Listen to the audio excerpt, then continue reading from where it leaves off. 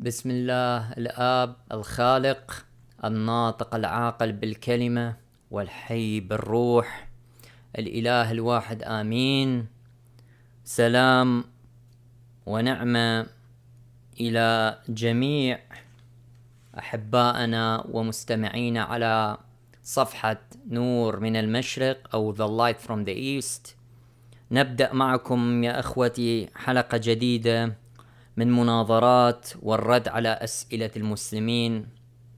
كعادتنا سنرد على هذه الأسئلة كما رد آباؤنا من كنيسة المشرق، وهذه الحلقات ليس لنشر الطائفية والكراهية، إنما هي لمعرفة الحق، والحق يحرر كل من يتبعه ويبحث عنه ليعيش في النور ويترك الظلام ويتحرر من طغيان إبليس والموت والخطيئة كما حررنا ربنا يسوع المسيح. ربي يسر ولا تعسر، تمن بالخير.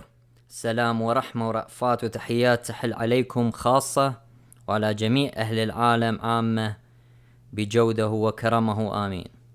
الحلقة الأولى ستختص بقول المسلم أو الرد على رسالة المسلم الذي دعاني للإسلام. فيها يقول أن إبراهيم كان حنيفا مسلما، ونحن سنرد كما رد آباؤنا من كتب آباء كنيسة المشرق. فأما ما دعوتموني إليه من أمر دينكم وأنك على ملة أبينا إبراهيم، وما قلت فيه إنه كان حنيفا مسلما، فنحن نسأل المسيح سيدنا ومخلص العالمين ربنا وإلهنا الذي وعدنا الوعد الصادق وضمن لنا الضمان الصحيح في إنجيله المقدس، حيث يقول: ومتى قدموكم إلى المجامع والرؤساء والسلاطين فلا تهتموا كيف أو بما تحتجون أو بما تقولون، لأن الروح القدس يعلمكم في تلك الساعة ما يجب أن تقولوه. فأنا واثق بما وعدني به سيدي المسيح في إنجيله المقدس آمين. وأقول مجيبا لك: قد علمت أنك قرأت كتب الله المنزلة التي هي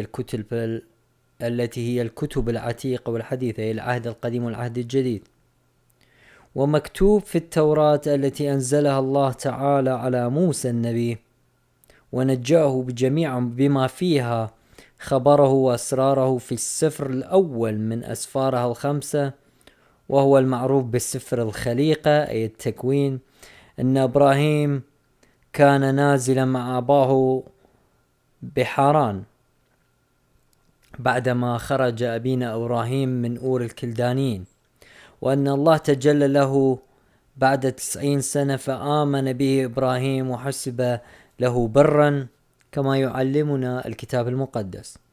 ولكنه كان قبل ذلك التجلي يعبد الصنم المسمى العز المتخذ على اسم القمر، أي صنم القمر، كانوا يعبدون القمر، لأن أهل أور الكلدانيين كانوا يعبدون هذا الصنم. فكان إبراهيم يعبد الصنم حنيفا مع آبائه وأجداده أهل بلده، كما أقررت أنت أيها الحنيف وشهدت بذلك عليه، إلى أن تجلى الله له فآمن بالرب فحسب له برا، فترك الحنيفية التي هي عبادة الأصنام وصار موحدا مؤمنا، لأننا نجد الحنيفية في كتب الله المنزلة اسما لعبادة الأصنام.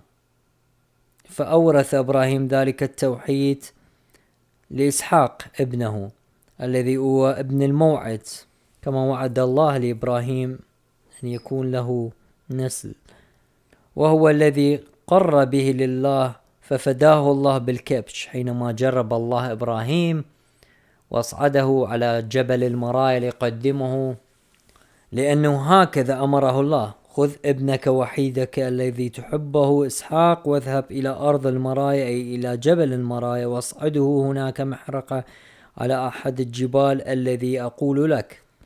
تكوين أصحاح 22 الآية 2. ومن نسل إسحاق ومن سارة الحرة خرج المسيح المخلص لكل العالم. فلهذه الأسباب وغيرها ورثها إبراهيم أبوه التوحيد، ثم أورثها لإسحاق، وإسحاق أورثها ليعقوب ابنه الذي سماه الله إسرائيل، ثم أورثها يعقوب لل12 سبطا أسباط بني إسرائيل. فلم يزال ذلك التراث في بني إسرائيل حتى دخلوا أرض مصر أيام الفراعنة بسبب يوسف، ثم لم يزال ذلك التراث ينقص ويضعف قرنا بعد قرن حتى اضمحل كاضمحلاله الذي كان في عصر نوح، إذ كان التوحيد أول من عرفه أبونا آدم، ثم أورثه لشيث، ثم شيث أورثه لآنوش، فكان آنوش أول من أعلن الذكر التوحيد ودعا إليه، ثم سلمه نوح لأولاده وأحفاده، ثم أضمحل في زمان إبراهيم حتى تجدد ذلك التراث لإبراهيم حينما ظهر الله وتكلم معه، ولم يزال يتجدد إلى أن ولد يعقوب الذي هو إسرائيل، ثم أضمحل حتى تجدد عندما بعث الله موسى، فإن الله تجلى له بالنار في العوسجة، فقال له موسى إنك ترسلني إلى قوم غلف القلوب، إنهم إذا سألوني ما اسم الذي وجهك إلينا أو بعثك إلينا أو أرسلك إلينا وماذا ترين حتى نصدقك، فماذا أقول لهم؟ فقال الله هكذا تقول لبني إسرائيل الذي أنا مرسلك إليهم، وبهذا القول تخاطب فرعون إذا دخلت إليه، أهي أشر أهي أرسلني إليكم، الذي تفسيره الذي كان والذي لم يزال إله آبائكم، أو الأزلي الذي لا يزال إله آبائكم، إله إبراهيم وإله إسحاق وإله يعقوب أرسلني إليكم.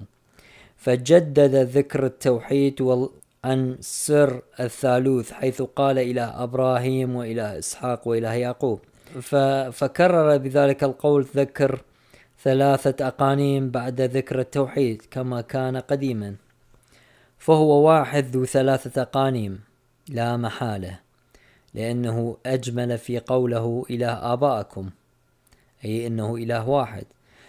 ثم قال مكررا اسم الجلالة 3 مرات، أما إله واحد مكرر 3 مرات، فإن قلنا إنها 3 آلهة أشركنا، وإن قلنا أن إله واحد مكرر 3 مرات نكون قد دفعنا للكتاب حقه، لأنه قد كان يمكنه أن يقول إله آبائكم إبراهيم وإسحاق ويعقوب، إنما كرر ذلك للإشارة في أن في هذا الموضوع سرا وسوف يعلن في المسيح، وهو أن الله واحد ذو 3 أقاليم، أي 3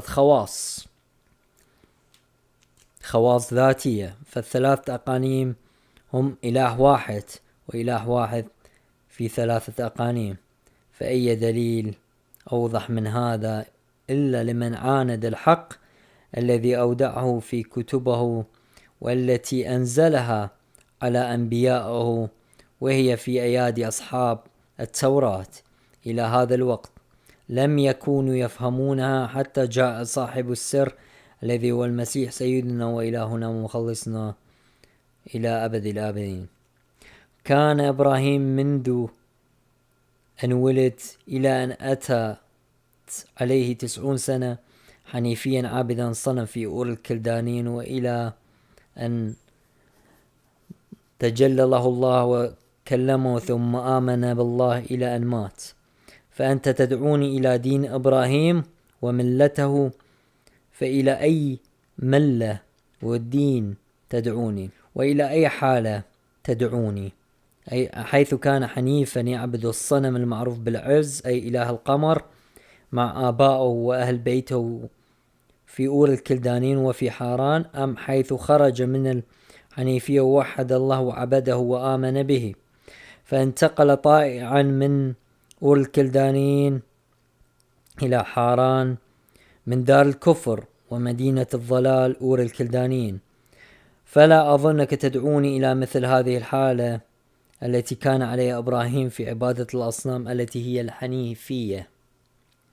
وإن كنت تدعوني إلى حاله وقت إيمانه بما حسب له بالبر والتوحيد، فاليهودي ابن إبراهيم أولى بهذه الدعوة منك، لأنه هو صاحب تراث إسحاق والذي ورث هذا التوحيد عن إبراهيم أبيه. فما لك طالب ما لم يجعله الله لك حقا، فأنت دائما تنسب ذاتك إلى العدل. وصاحبك أي محمد يقر في كتابه أي في القرآن: قل إني أمرت أن أكون أول من أسلم ولا تكونون من المشركين. سورة الأنعام الآية 14. أي هنا يقر محمد أنه أول من أسلم، لم يكن إبراهيم هو أول من أسلم كما يدعي الإسلام. أفلا ترى أن أول من أظهر الإسلام وإن قبله إبراهيم وغيره لم يكونوا مسلمين، لأن محمد قد أقر بأنه هو أول من أسلم. فإن أبيت إلا الوكالة والاحتجاج عن اليهود فأنت تعلم ما يجب لنا عليك في الحكم. وإذ نحن طالبناك بإقرار اليهودي بتوكيله إياك، فإن ثبتت وكالتك له نأخذ منك إقرارك أنك قد أقمت نفسك ونصبتها منصب الخصم عن اليهود. وأنا لا أرى لشرفك وحسبك أن أقيمك هذا المقام،